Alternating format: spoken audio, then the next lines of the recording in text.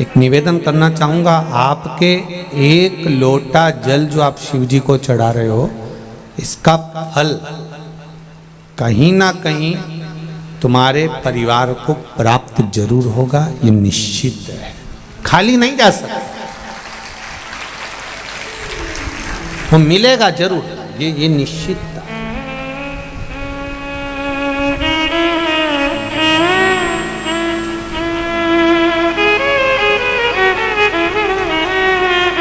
खेत में एक बीज डाल दिया आपने, एक बीज बो दिया आपने, और खेत में अगर एक बीज बो दिया है, डाल दिया है, आप अपने अपने गांव से जब आए होगे तो जंगल देखा होगा, रास्ते में पड़ा होगा, ट्रेन से, बस से, गाड़ी से, फ्लाइट से, जिससे भी आए, कितना जंगल है। अभी जंगल में कोई पौधा लगा है, कोई बीज गिरा होगा, लगा होगा, वहां पानी देने कौन गया हो?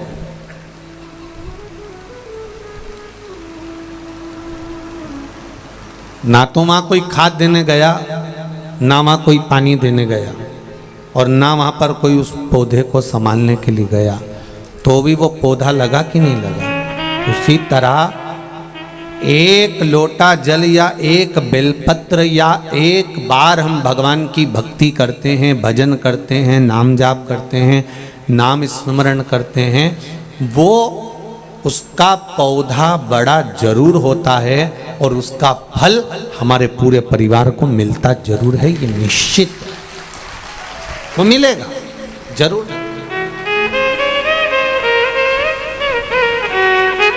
प्राप्त जरूर है। मित्र पक्ष में कथा सुन रहे हो,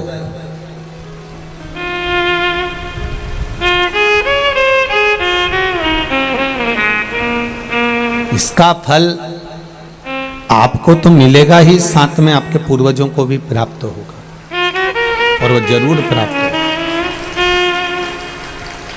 मिलेगा जरूर, वो निश्चित है।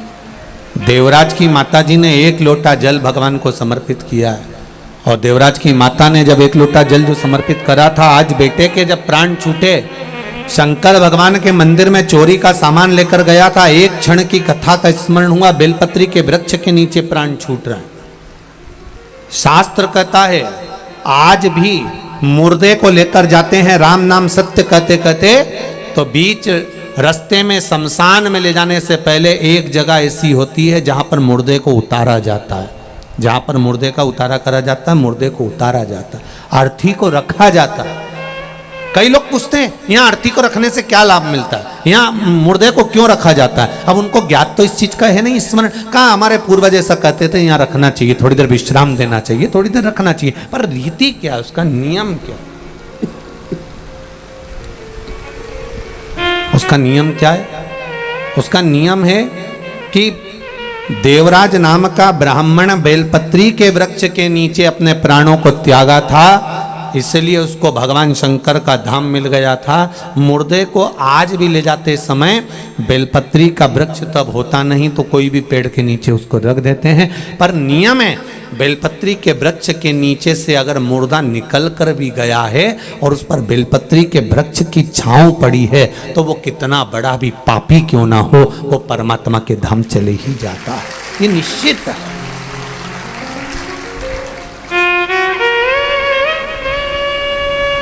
निश्चितता।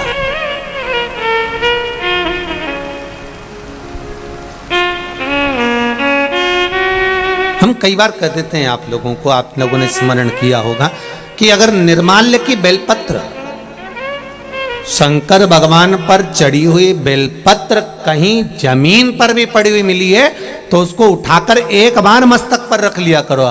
कौटी कौटी पाप ढेर पड़े हुए होंगे हमारे जीवन के, ऐसा कोई व्यक्ति नहीं जिससे पाप नहीं होता। श्री ऋषभदेव जी महाराज का चरित्र आता है, अहिंसा परमो धर्म को बताते हैं, और ऋषभदेव जी महाराज कहते हैं हर व्यक्ति से पाप होता है, चाहे वो संसार का कोई मनुष्य हो।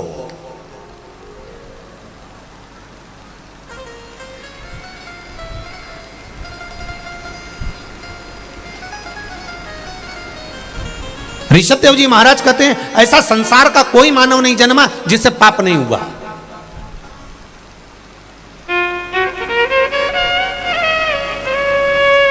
अहिंसा परमो धर्म की लेखनी ऋषभ देव जी महाराज वर्णन करते हैं।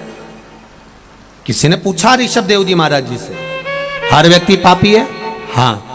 चाहे कोई हो? हाँ। तो ऋषभ देव जी से पूछा गया, क्या संसार में जन्म लेने वाला मानव, चाहे संत साधु सन्यासी तपस्वी साधक उपासक चाहे जो हो, अगर मृत्यु लोक में जन्म लिया है तो उससे पाप हुआ है? क्या क्या पाप हुआ, कितने स्थान पर उसने पाप किया? तो कहा, पहला, झाड़ू लगाते समय जीव मर जाता है, उसका पाप माथे चढ़ जाता है। दूसरा, अग्नि जलाते समय छोटे छोटे पतंगे जल जाते हैं, उसका पाप माथे चढ़ जाता है। तीसरा, स्नान करते समय, वस्त्र धोते समय, बर्तन धोते समय पानी में छोटे छोटे जीव मर जाते हैं, उसका पाप माथे चढ़ जाता है।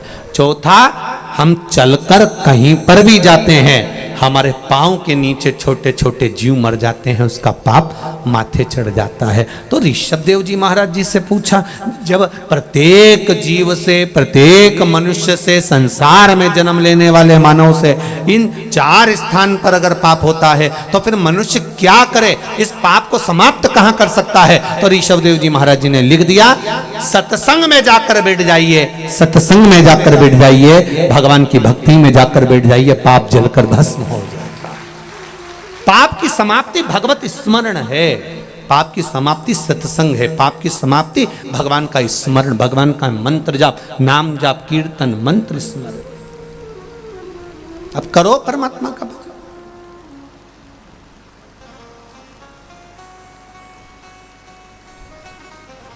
आप भगवान का भजन में नित्य लगिए, पाप छिन्न।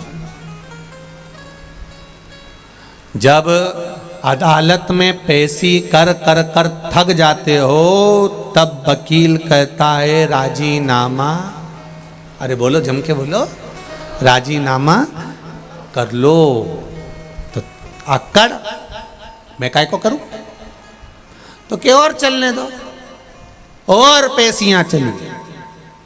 थक गए, तब वकील ने फिर कहा राजीनामा कर लो।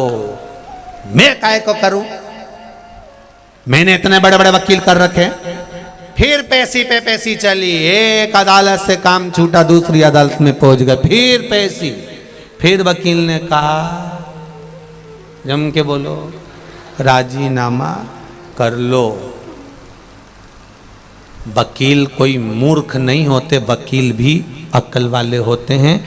और एक बात वकील हमेशा कहता है कि जिंदगी में अगर वकीलों से सीखना है तो वो आपको समझाकर एक बार जरूर कहेगा कि एक बार अच्छे से विचार कर लो, राजीनामा कर लो। ये हर वकील कहता है।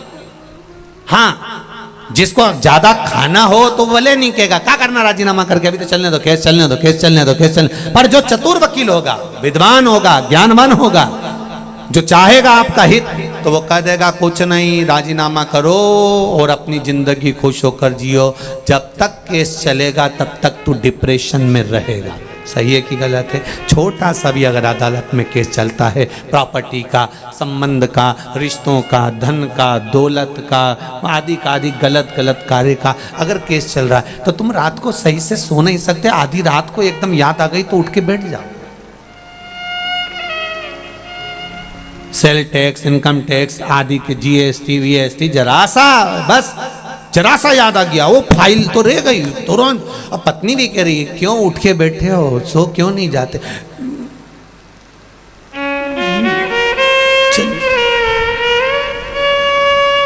देखिए, छोटा सा रबड़, देखा है रबड़? छोटा सा नोट की गड्डी में लगाने वाला जो रबड़ आता है ना, छोटा सा, उस रबड़ को एक बार लपेट लो, दूसरी बार लपेट लो, तीसरी बार अगर खींचा तो बोलो बोलो, जम के बोलो, टूट गया। अब इतने छोटे से नोट की गड्डी में लगाने वाले रबड़ को तुम मिठाई के डब्बे में लगा सकते हो क्या 2 बार? नहीं, टूट जाएगा। बड़े डब्बे में लगा सकते हो? नहीं, टूट जाएगा। उसी तरह ये चित्त, ये वृत्ति, ये मन वो रबड़ है जिसको हमें परमात्मा के चरणों में लगाना चाहिए, पर हम इसको नोट की गड्डी में और डब्बों में लगा रहे हैं, इसलिए ये रबड़ जल्दी टूट जाता है, बहुत जल्दी। इस रबड़ को सही जगह लगाए। ज्यादा रबड़ को खींचोगे टूटेगा, दिमाग को ज्यादा 10 जगह लगाओगे। इसलिए वकील कहते हैं राजीनामा कर लो, और यह वकील नहीं कर रहे, ये हमारे हृदय में हमें बिठा कर रखना है कि जिसने जिंदगी में जन्म लेने के बाद राजीनामा करना सीख लिया, कोई भी बात हो, सब्जी बेकार बन गई, राजीनामा कर लो, कोई बात नहीं। नमक ज्यादा पड़ गया, राजीनामा कर लो। काम बिगड़ गया, राजीनामा कर लो, कोई बात नहीं। चिल्लाना नहीं, क्रोध नहीं, अभिमान नहीं, अहंकार नहीं, वासना नहीं, तृष्णा नहीं, लोभ नहीं, आसक्ति नहीं, काम नहीं, राजीनामा करना जो सीख गया तो उसका जीवन एकदम क्लीन और आनंद में हो गया। जिसकी पेशियां चलती रहती है, हर बात में जवाब देगा। उसने कुछ कहा पत्नी ने, मैं तुमसे कब से कह रही हूं, और इसने पलट के जवाब दिया, तो तू जवाब दे, अगली पेशी उसकी देख। तुरंत वो भी तैयारी में बैठी थी, फिर उसने सुना दिया, उसने पेशी चालू करी, फिर इधर से फिर उधर से। राजीनामा करना सीख, थोड़ा सा नर्म बनना सीख। रखो, देवराज को ले गए। शिव महापुराण की कथा कहती है, अभी तक खड़े थे, देवता लेने के लिए अब आए हैं गण दूसरे। सेठ जी की कथा चल रही थी, सेठ जी दान पुण्य करे तब तक अच्छे लोग खड़े मिले थे, बेकार कर्म करा तो काले काले भयंकर भूत जैसे खड़े मिले। पूछा तुम कौन हो? लाने लेकर जाने वालों की ड्यूटी चेंज हो गई है क्या? पहले तो सुंदर लोग आए थे, अब काले काले लोग आए। कहा नहीं नहीं, ये कर्मों के अनुसार है, पहले तुम्हारे कर्म अच्छे थे इसलिए देवता आए थे, अब कर्म बिगड़ गए इसलिए यम के दूत बंदी बनाने के लिए आए। आपके कर्म अच्छे होंगे आपको अच्छा मिलेगा। यमदूत की जगह पर भगवान शंकर के गण देवराज को लेकर जा रहे थे। देवराज ने चलते चलते गणों से पूछ लिया, मैंने पुण्य कौन सा किया जो आप मुझे लेने आए हो? कहा तेरा एक पुण्य प्रबल है, तेरी माता ने 1 लोटा जल शिव जी को समर्पित करा, और तेरे प्राण जो छूटे हैं ना, तेरी बुद्धि जो गई है, तुझे बेलपत्र के वृक्ष के नीचे जो तेरी बुद्धि लेकर गई है, इससे तुझे फल की प्राप्ति हो।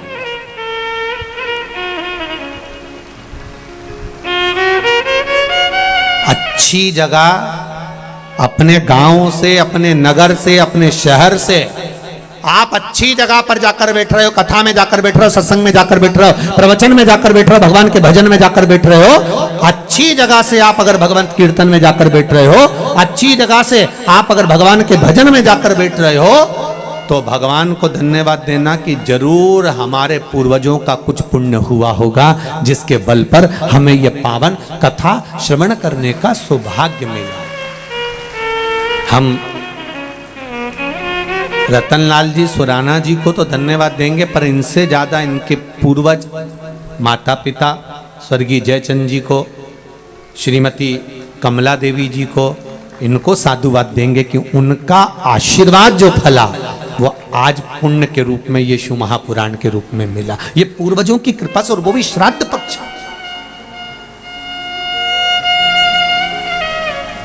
ये उनकी कृपा से। तेरी कृपा बिना न हिले एक भी लेते हैं श्वास, तेरी कृपा से तनो तनो। बखान क्या करूं मैं राखों के ढेर का, चपटी भभूत में है खजाना कुबेर का। हे गंगधार मुक्ति द्वार ओंकार तू, भोरे ओंकार तू। आयो शरण तिहारी शंभु तार तार तू। कर्म के अनुसार हमें फल की प्राप्ति है। एक सेठ जी मरते हैं, उनकी शोक सभा होती है। बोलो रे भाई, बोलो तो, होती कि नहीं होती? होती है। एक गरीब मरता है, उसकी शोक सभा होती है? अरे बोलो तो रे भाई, नहीं होती।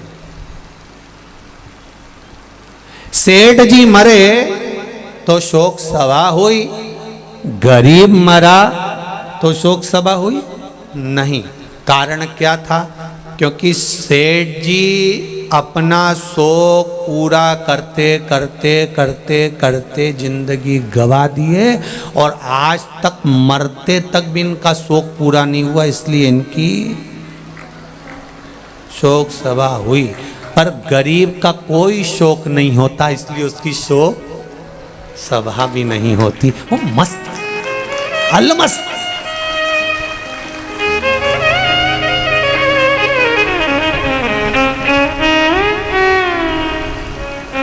इसलिए सेठों में सेठ मारा सांवरा, बाकी डुपली है केट। जितना है वो एक ही सेठ। कौन? सांवरिया सेठ, बाकी के सब सेठ मरा, पैसे वाला मरा, धनपति मरा, करोड़पति मरा, बहुत अंबारपति मरा तो उसकी शोक सभा हो रही है। क्योंकि वो जिंदगी भर शौक पूरा नहीं कर पाया। कभी फ्रिज, कभी वॉशिंग मशीन। एक दुकान से काम नहीं हुआ, दूसरी दुकान में गया, दूसरी दुकान से काम नहीं हुआ, तीसरा। एक हैंडसेट हाथ में था, गड़बड़ हुआ, जल्दी से बदल लिया। शौक पूरे नहीं हो रहा है, इसीलिए इनकी शोक सभा होगी। पर गरीब का कोई शौक नहीं। एक जोड़ कपड़े में माँ बेटा था, खेत में से निकल कर आया, श्री बालाजी सरकार का दर्शन करा, दर्शन करके कथा सुनी, वो कथा सुन के अपने घर आराम से चले गया। कोई मतलब नहीं उसको, काम क्या मिल रहा है नहीं मिल रहा है, वो अपनी मस्ती में बैठा हुआ है, आनंद में अपनी जिंदगी खुश होकर जी रहा है और उसको उसके कोई शौक है ही नहीं।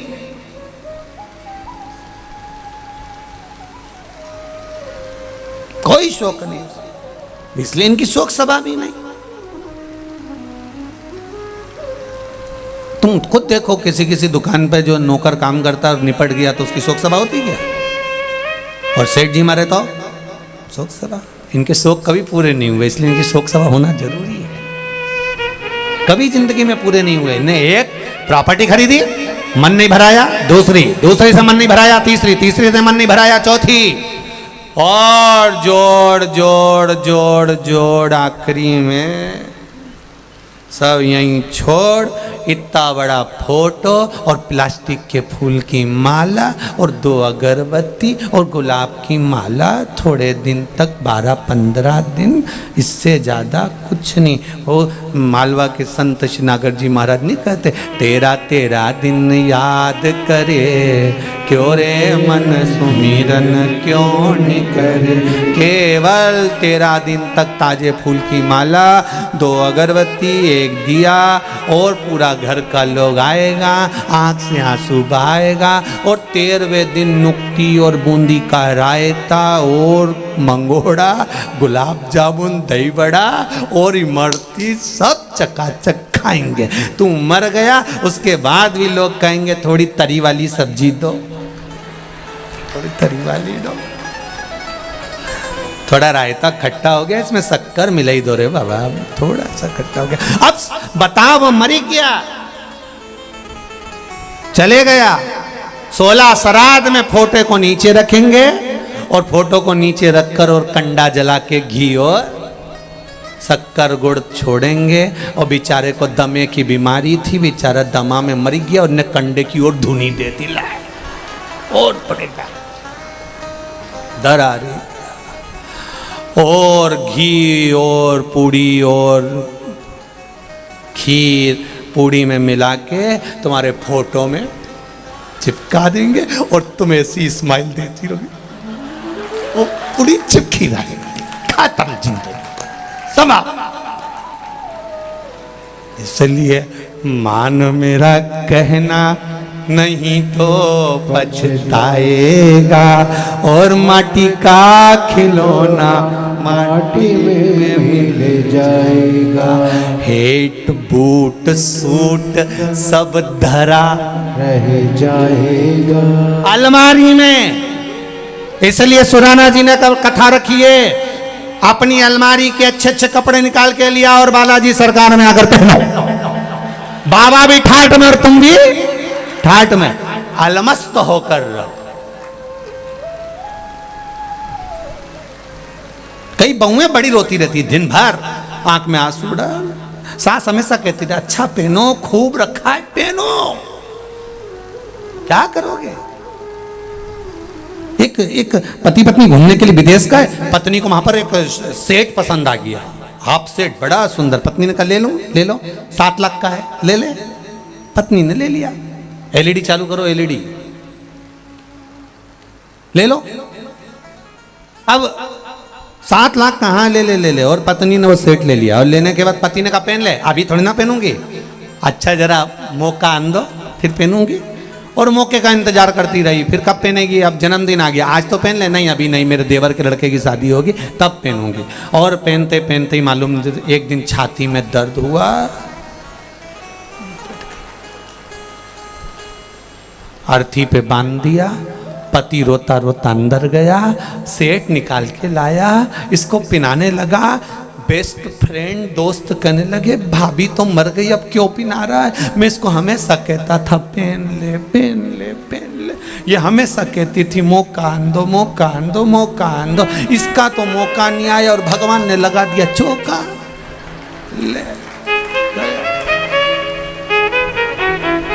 बड़ा।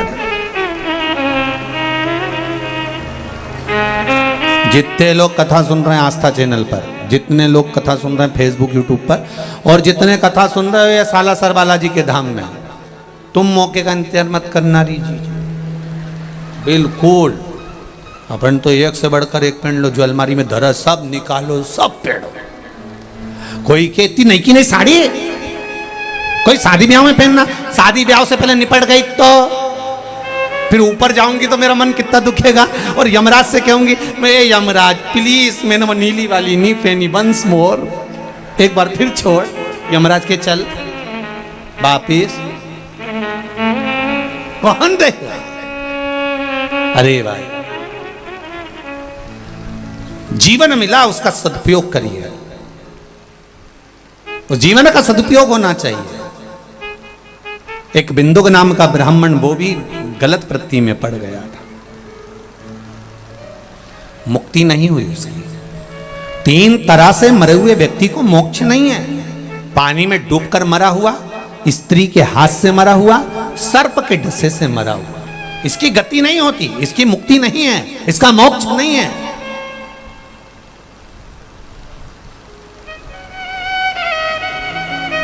अगर किसी स्त्री के चक्कर में, किसी नारी के चक्कर में, किसी नारी के कहने पर, किसी स्त्री के कहने पर कोई मर गया, उसकी मुक्ति नहीं है।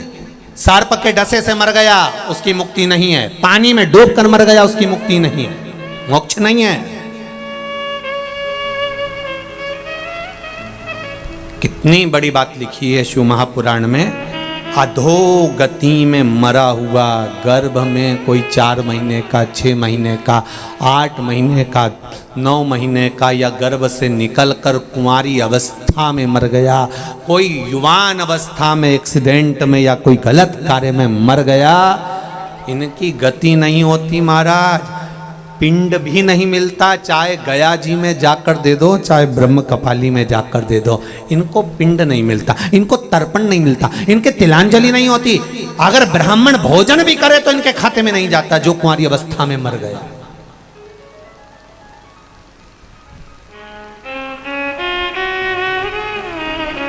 कहां मुक्ति? क्या करना है? तुमरुका जी ने चंचुला देवी से कहा इनकी एक ही मुक्ति है, शिव महापुराण की कथा। कुछ देव मत देव। एलईडी चालू करवाइए, एलईडी। कुछ देव मत देव, कुछ देव ना देव, कोई पर निवेदन है, अगर जिसने जिंदगी में एक बार हृदय से, चित्त से, मन से शिव महापुराण की कथा सुन ली, ध्यान देना जरा, श्राद्ध चल रहा है ना, श्राद्ध के अंतर्गत क्यों कहा जाता है कि बाजार से भोजन खरीद कर श्राद्ध नहीं करना? श्राद्ध करना तो घर की बहू, घर की माताएं भोजन बनाए। क्यों कहा? गरुण पुराण में, पद्म पुराण में, अग्नि पुराण में, स्कंद पुराण में, शिव महापुराण में वर्णन मिलता है कि घर की नारी बहुएं जब भोजन बनाती है श्राद्ध पक्ष का, और वो भोजन ब्राह्मण जब ग्रहण करता है, तो केवल बहू बेटियां जब भोजन बनाती हैं, बहुएं भोजन बनाती हैं, तो केवल ससुराल के पितृ नहीं तरते। ध्यान देना, जैसे ससुराल में कोई दादा ससुर है, उसकी तिथि है चतुर्थी, तुमने चतुर्थी को श्राद्ध का भोजन बनाया, ब्राह्मण को भोजन कराया, तो बहुओं को यह ना लगे कि हम हमारे ससुर के, दादा ससुर के निमित्त से जी मारे। नहीं, बहू जब भोजन बनाती है, ससुराल में अगर कोई ब्राह्मण श्राद्ध पक्ष का भोजन ग्रहण करता है, तो बहू के मायके में अगर इस तिथि में कोई गया होता है, तो आधा भाग उसके खाते में, उसके मायके में पहुंच जाता है। बहू को यह बात का अंदाजा रहना चाहिए कि केवल आप ससुराल वालों के लिए श्राद्ध में भोजन नहीं बना रहे, वहां भी। इसलिए जब पिंडदान होता है, तर्पण होता है, तिलांजलि होती है, तो गया जी जाते हैं, तो वहां पर नाना पक्ष और यहाँ का पक्ष दोनों का नाम लिया जाता है। बोलो सही है कि गलत है? तुम्हारे पिताजी का नाम बोलो, दादाजी का नाम बोलो, फिर वहां पूछेंगे तुम्हारे नाना जी का नाम बोलो, पर नाना का नाम बोलो, वहां पूछा जाता है। दोनों कुल को, दोनों परिवार को। इसलिए बहू बेटियों को चाहिए, घर की माताओं को चाहिए, जब भी भोजन बनाए वो बड़े प्रेम से बनाए, आनंद से। और प्रयास करा करो कि श्राद्ध पक्ष में सीधा ना देना, आटा चावल दाल ये हम ना दें। हम चाहें ये नहीं कि हम सीधा दे के हम भगवान को कि हमने सीधा दे दिया, अब हमें भोजन बनाने की जरूरत नहीं। आप भोजन बनाओ, सीधा दोगी तो केवल ससुराल का लाभ मिलेगा, कि ससुराल का कोई तिथि का व्यक्ति गया तो उसको फल मिलेगा। पर आपने अगर भोजन बनाया और ब्राह्मण ने अगर भोजन तुम्हारे घर में करा, तो उसका आधा भाग तुम्हारे ससुराल में अपने आप चला जाएगा। उन जीवों का भी कल्याण हो जाएगा, जिसको ससुराल में अगर मायके में किसी ने भोजन नहीं भी दिया, मायके में कोई प्राप्त नहीं भी हुआ, तो उनको भी उसकी फल की प्राप्ति हो जाएगी। देव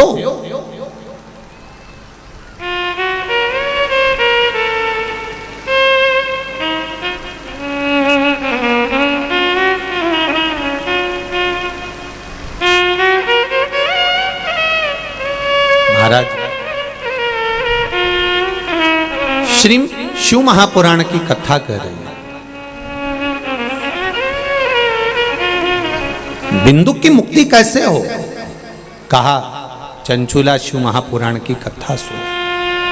उसने कथा सुनी, तो यहां पर भी संवाद आता है, जब श्री हनुमान जी महाराज की माता अंजना देवी कौन थी? पूर्व समय में एक अप्सरा, पुंजिका स्थला जिसका नाम था।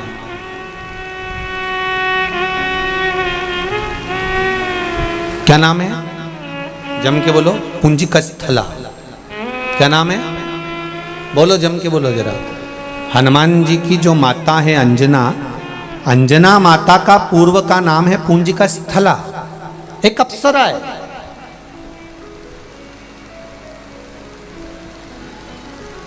बड़ी सुंदर है। इनकी सुंदरता का बखान नहीं कर सकता कोई। अति रमणीय, अति सुंदर, बहुत सुंदर। छोटी सी अवस्था थी, छोटी सी उम्र में इन्होंने एक गलती कर दी। उस पुंजिका स्थला ने एक गलती करी कि वो सुंदर तो थी पर चंचल बहुत थी। सुंदर भी और चंचल। महाराज, पुंजिका स्थला ने एक गलती कर दी कि वो आज मृत्यु लोक में गई, भ्रमण करने के लिए जब पहुंची, भ्रमण करते करते उसने क्या देखा कि एक बंदर तपस्या में लीन है, साधना में लीन है, तप कर रहा है। तो पुंजिका स्थला को लगा, बताओ अभी तक तो मैंने देखा था कि मुनि तप करते हैं, संत तप करते हैं, साधु तप करते हैं, ऋषिवर तप करते हैं, साधना करते हैं, पर यहां तो बंदर तप कर रहा। पुंजिका स्थला को ये बात थोड़ा अच्छी ना लगी, तो उन्होंने छोटी सी अवस्था थी, पेड़ पर चढ़ गई और पेड़ पर चढ़कर वहां के जो फल लगे थे वो तोड़कर उस बंदर को मारने लगी।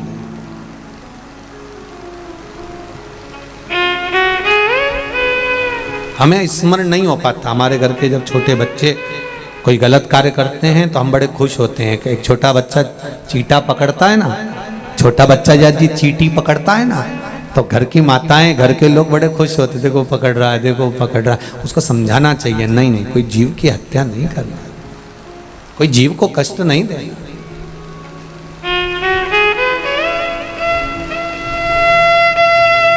क्यों किसी को दुख देना? महाराज, शिव कथा कहती है ये मानव का शरीर बड़ी मुश्किल से मिला है, ये किसी को कष्ट देने के लिए नहीं, किसी के कष्ट के निवारण के लिए मिला।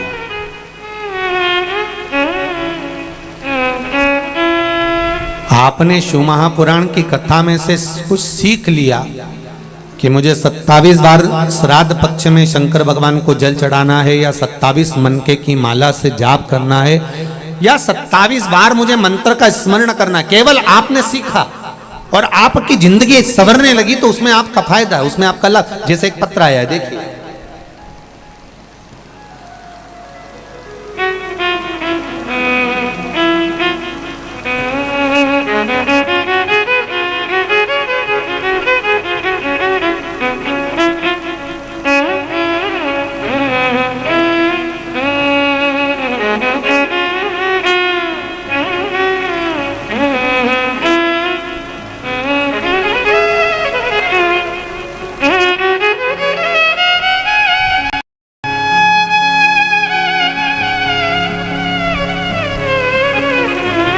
मैं संस्कार ज्ञानी फतेहाबाद हरियाणा से आया हूं। कहीं बैठे हो तो हाथ हिलाइएगा, कहीं पर विराजित हो। आप इधर हैं? हाँ, कहाँ है बाबू? हाथ हिलाइए, धीरे धीरे, आराम से आराम से आराम से। मैं संस्कार ज्ञानी फतेहाबाद हरियाणा से आया हूं। दिख नहीं रहे हो बाबू? थोड़ा सा आगे आएंगे आप? हमें दिख नहीं रहा है, कैमरे वाले को भले दिख गए होंगे। मेरी उम्र 12 वर्ष है गुरुजी। मैं 400 किलोमीटर दूर से आया, अपने दादा दादी व परदादा दादी के साथ बाबा की धोख लगाने आया हूं। मैं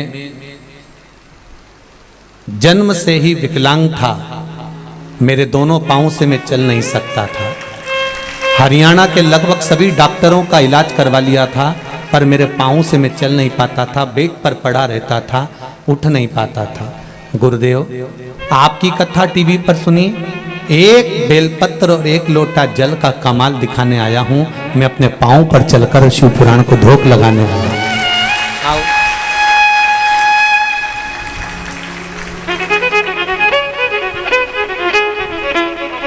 मेरी पूरी जिंदगी 12 वर्ष पलंग पर पड़े पड़े निकल गई। सारे डॉक्टरों ने कहा था कभी नहीं चल सकता, पर एक बेलपत्र एक लोटे जल ने मुझे चलाया है गुरुदेव।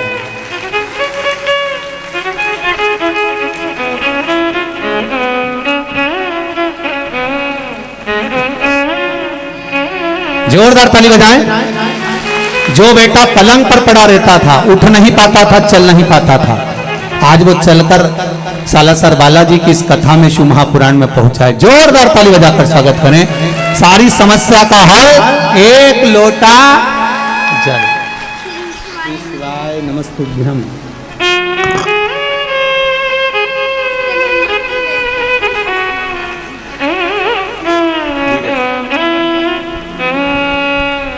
चलने की खुशी क्या होती है इस बच्चे से पूछिए, जो जीवन का इतना आनंद पाया है। 12 साल से जो पलंग पर पड़ा था और चला है बाबा की कृपा से, उसके चलने की प्रसन्नता, उसका आनंद है। शंभु शरणे मांगू घड़ी रे घड़ी दुख काटो, दया करी मैं दर्शन आपू। देखकर बड़ी प्रसन्नता है। देखिए शिव जी के पास में, यहाँ पर हमारे पास में या कुबेरेश्वर धाम में या हमारे पास कोई ऐसी विद्या नहीं, कोई मंत्र नहीं, कोई साधना नहीं, कोई हमारे पास में बेल भभूति नहीं। हमारे पास तो केवल ये शंकर का नाम है और शिव का स्मरण है।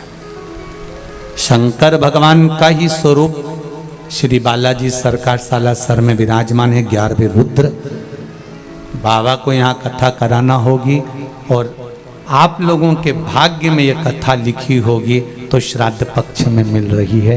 ये तो उसकी कृपा है, उसकी उधार। बहुत आप दिल से उसका भजन करो, पुकारो, आप दिल से, आप स्मरण करो दिल से, वो मिलेगा जरूर। हम कुछ नहीं दे सकते आप, ना हम बेल दे सकते हैं, ना हम आपको भभूति दे सकते हैं, ना हम आपको कोई मंत्र साधना, हम ये भी नहीं कर सकते कि आप ऐसे रहना या इतने दिन तक बैठे रहना। हम तो केवल इतना कहेंगे कि आप दिल से बाबा से कहिए, आप दिल से उसका स्मरण करिए। 1 लोटा जल और 1 बेलपत्र बाबा को कहकर बोल कर आना, दिल से देकर आना, दिल से कहकर आना, वो दिल से दे देगा। और आए हो बालाजी की कथा में सालासर, दिल से कथा सुनकर जाना, मेरे बालाजी सरकार से और मेरे भोलेनाथ जी से कहकर जाना, बाबा मैंने सुना है कि तू कथा सुनने वालों को देता जरूर है। मैं आई हूँ आस लेकर, 3 महीने में मेरे मन के भाव पूर्ण करना, मैं फिर कथा में पहुंच जाऊं, ऐसी कृपा कर देगा वो। चित्तवृत्ति में आनंद हो। हम सालासर मंदिर के पुजारी श्री मिट्टू जी से कहते थे हमेशा कि एक बार सालासर कथा करना है, पर व्यवस्था हम लोगों के आना नहीं हो पाता, समय नहीं मिल पाता। मिट्टू जी हमेशा कहते थे कि आप आइए, कभी योग बनेगा। और आज स्वराणा परिवार के द्वारा जो कथा हो रही है, मुझे तो लगता है कि मेरे बालाजी सरकार ने सुना होगा और यहाँ करवाया। स्वराणा जी के यहाँ से उनकी धर्मपत्नी प्रेमलता जी, उनके पास जब सूचना मिली कि गुरुजी बोल रहे हैं कि कथा वहाँ एक गांव पर या दिल्ली कराने की अपेक्षा सालासर जी कराओ, तो मैं कहूँगा कि उनके दोनों बेटों और बहुओं के चेहरे की प्रसन्नता बता रही थी कि हमारी माँ ने कह दिया कि सालासर में हो रही है, तो और खुशी की बात है। तो ये एक आनंद का विषय हो जाता है, एक आनंद की लहर हो जाती है। हाँ, इतनी व्यवस्थाएं करना बहुत कठिन। पहले दिन ही तुम इतने सारे आ गए कि हमारा तो सोचे सुराणा जी आधा टेंशन है उसका।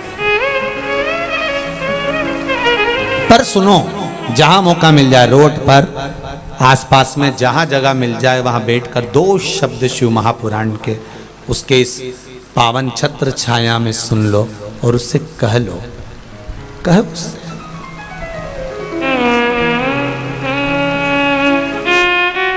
एलईडी चालू करिए। एलईडी वाले नहीं है क्या यहाँ पर? वो एलईडी हम चालू करो। वो सब पीछे से आवाज लगा रहे हैं, देख रहे हैं। जीवन का एक आनंद प्राप्त, सुख प्राप्त। महाराज पूंजिका स्थला एक गलती कर गई। पूंजिका स्थला सुंदर बड़ी थी, बहुत सुंदर, बहुत आनंदित थी, पर उसने एक गलती कर दी। पूंजिका स्थला ने पहचान नहीं पाई। उसने तो सोचा बंदर है, पर हमारे शास्त्र कहते हैं साधु संत सन्यासी तपस्वी मुनि साधक जितने तप करने वाले होते हैं, ये मनुष्य देह में मृत्यु लोक में आकर तप नहीं करते, क्योंकि इनका नियम है अगर हम मनुष्य बनकर तप करेंगे, कोई देखेगा तो हमारे पास आ जाएगा, हमारा पहचान वाला होगा तो हमारे पास आएगा, जानने वाला होगा तो हमारे पास आएगा। तो ये तप करते हैं तो थोड़ा रूप चेंज कर लेते हैं। कोई एक तपस्वी मुनि बंदर का रूप रखकर तप कर रहा था। और पूंजिका स्थला ने उस पर फल फेंकना चालू कर दिया। पूंजिका स्थला ने उस पर फल फेंका, और जब पूंजिका स्थला ने फल फेंकना चालू करा, संत को क्रोध आ गया। क्रोध आते से ही संत ने कह दिया, ए कन्या, तो इतनी सुंदर है, इतनी ज्ञानवान है, इतनी विद्वान है, उसके बाद तू मेरे पर फल फेंक रही है? मैं तुझे श्राप देता हूं, मैं तुझे श्राप देता हूं। तू अगली बार अगर मृत्यु लोक पर आई और मृत्यु लोक में आने के बाद अगर तूने अपनी सुंदरता के अनुसार किसी को प्रेमवश देख लिया, किसी से तेरा प्रेम हो गया, स्नेह हो गया, तू किसी के प्रति आसक्त हो गई, तेरा प्रेम अगर अधिक हो गया, तो सुन ए पूंजिका स्थला, सुन ले, तू, तेरा जो चेहरा है, तेरा शरीर भले सुंदर होगा पर तेरा चेहरा बानर का होगा। काय का होगा? बंदर का। तेरा चेहरा बन जाएगा, क्योंकि तूने मुझे बंदर जानकर मेरे ऊपर फल फेंका है, तेरा चेहरा बंदर का हो जाएगा, ये मेरा श्राप है। पुंजिका स्थला रोने लगी, आंखों में आंसू भर गए पुंजिका स्थला के। संत के चरण पकड़ लिए, गुरुदेव गुरुदेव मुझे क्षमा कर दो। श्री हनुमान जी की मां अंजना देवी पूर्व समय की एक अप्सरा पुंजिका स्थला है, रो पड़ी, चरण पकड़ लिए, संत के गुरुदेव मुझे क्षमा कर दो। तब कहा, श्राप मैंने दिया है, तू मृत्यु लोक में अगर किसी से स्नेह करेगी तो तेरा चेहरा बंदर का हो जाएगा, पर तुझे एक वर देता हूं कि तेरे गर्भ से एक बालक प्रकट होगा जो संपूर्ण ब्रह्मांड का कल्याण करेगा। स्वयं राम की सेवा में लगा है।